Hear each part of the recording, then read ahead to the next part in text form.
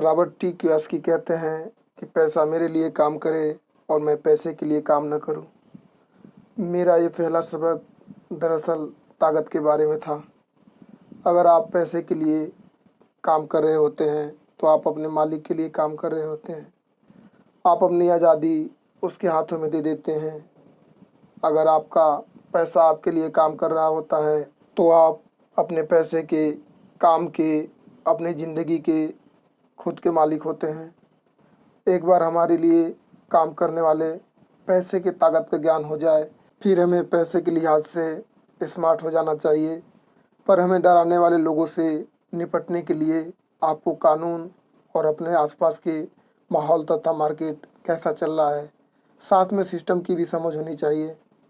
अगर आप अज्ञानी हैं, केयरलेस हैं, अपनी इन चीज़ों को समझना नहीं चाहते तो आपको बड़ी आसानी से हराया जा सकता है। रॉबर्ट के रिच डैड कहते हैं कि स्मार्ट बनो ताकि कोई भी कहीं से आके धक्का न दे दे। और उन्होंने अपनी ज़िंदगी में बस इसी वसूल को अपनाया था। वे कानून जानते थे क्योंकि वे कानून का आदर करते थे और वे जानते थे कि इसे ना जानना बहुत महंगा साबित हो सकता है। अगर आप जानते हैं कि आप सही हैं तो आप किसी से उलझने से नहीं डरेंगे।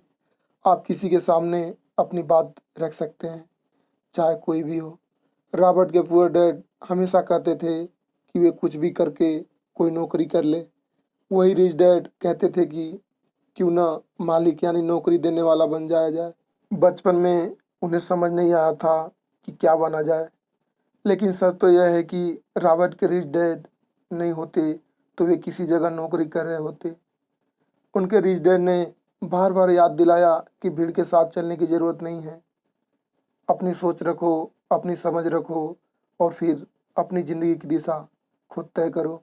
रॉबर्ट कहते हैं कि जब तक मैं 25 साल का नहीं हुआ था तब तक मुझे रिच डैड की सलाह समझ में नहीं आती थी।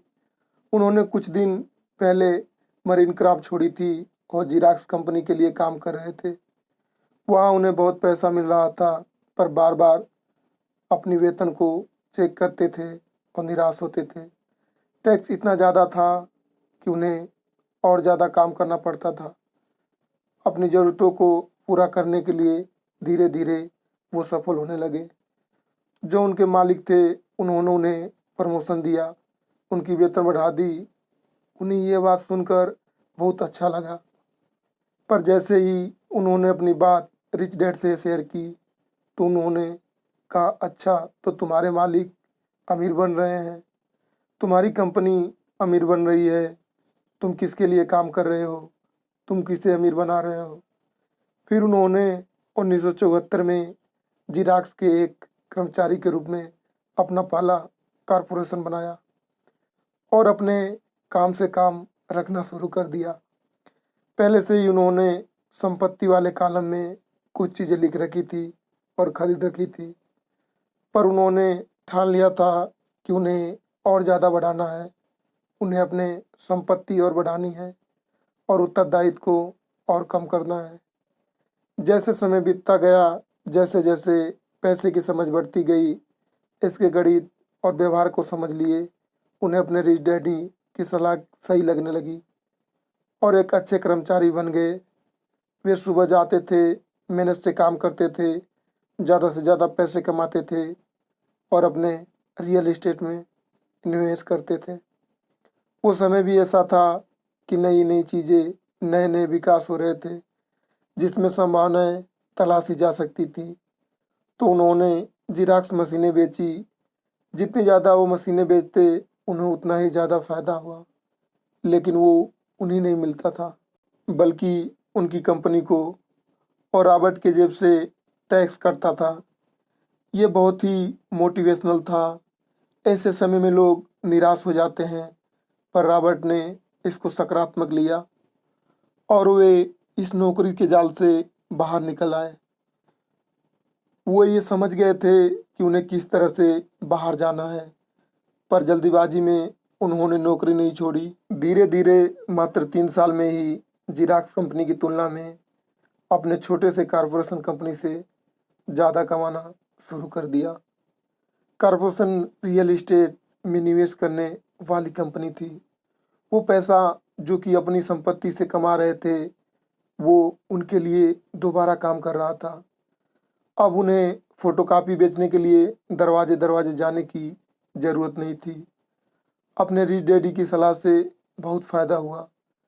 जल्द ही उनके संपत्ति से आने वाले कैश फ्लो में उतना ज़्यादा बढ़ोतरी हो गई कि उनकी कंपनी ने उनके लिए पहली कार खरीद कर दी। उनकी पुरानी कंपनी ज़ेरॉक्स के लोगों को लगा कि वो अपना कमीशन बेच रहे हैं, परंतु ऐसा नहीं था। उन्होंने अपने कमीशन को अपनी संपत्ति में बदल रखा था। रॉबर्ट टी कियोसाकी कहते हैं कि उनका एक-एक रुपया उनके एक-एक कर्मचारी जैसे उनके लिए काम कर रहा था, क्योंकि उन्होंने सही जगह पर निवेश किया था।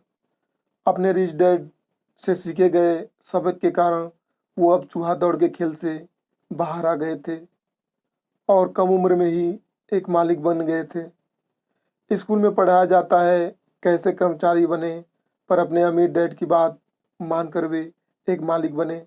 और ये सब तब हुआ जब पैसे उन्हें सही जगह निवेश करना जान लिया। उन्हें मैनेज करने की समझ से, फाइनेंशियल लिटरेसी से बहुत सारी परेशानी आई, पर अपनी सूझबूझ से उनसे आगे बढ़ते गए और लोग उनका अनुसरण करने लगे। जो अब भी फाइनेंशियल सेमिनार में दूसरों को सिखाने के लिए जाते हैं, उन्हें अपनी बात बताते हैं, तो हमेशा कहते हैं कि फाइनेंशियल आईक्यू स्पेशलाइजेशन के 4 बड़े फील्ड से जाने वाले ज्ञान का मिक्सचर है। वो 4 फील्ड कौन कौन सी हैं? पहला है अकाउंटिंग। रॉबर्ट कहते हैं, जिसे मैं फाइनेंशियल साक्षरता कहता हूँ। एम्पायर खड़ा करना चाहते हैं, साम्राज्य बनाना चाहते हैं, तो ये सबसे महत्वपूर्ण है। आप जितना ज़्यादा पैसे के लिए जिम्मेदार होंगे, उतना ही ज़्यादा आपको बारीकी से नॉलेज होने की ज़रूरत है। नहीं तो आपका जो साम्राज्य है वो ताज के पत्तों की तरह ढह जाएगा। इस योग्यता, इस क्वालिटी की वजह से आप किसी भी बिजनेस की जो कमजोरियां हैं, जो प्लस पॉइंट हैं, उन्हें पहचान सकते हैं। दूसरा फील्ड है जो महत्वपूर्ण है, वो है इन्वेस्टमेंट, जिसे वो पैसे से पैसे बनाने का विज्ञान कहते हैं। इसमें तकनीकी रणनीतियाँ हैं, स्ट्रेटजी, फार्मूले, इन सब की ज़रूरत होती है। तीसरा है बाज़ार की समझ, मार्केट की समझ, डिमांड एंड सप्लाई का साइंस। बाज़ार की तकनीकी पहलुओं को जानने की ज़रूरत है, जो कि भावनाओं द्वारा संचालित होते हैं। बहुत सारी जनता इमोशनल होकर चीज़ें करती है और उसका फ़ायदा उन लोगों को होता है जो दिमाग से सोचते हैं। खासकर के पैसे के बारे में, चाहे वो गाड़ी खरीदना हो, घर खरीदना हो या कोई भी सुख सुविधाएं हो, ये सारी चीज़ें इमोशनल से होती हैं और फ़ायदा हमेशा दूसरे व्यक्ति का होता है जो उन्हें बेच रहा होता है। और चौथी फील्ड है कानून।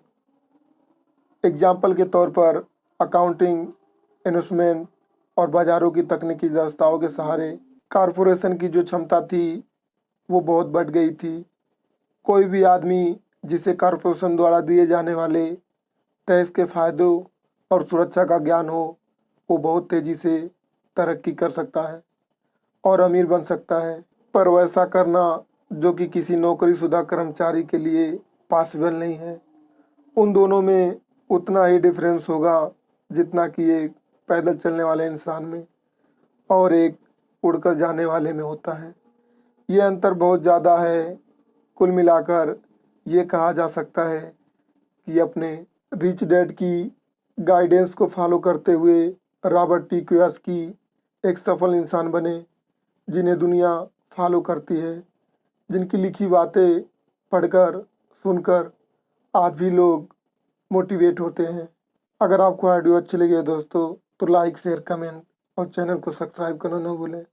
धन्यवाद। जय हिंद, जय भारत।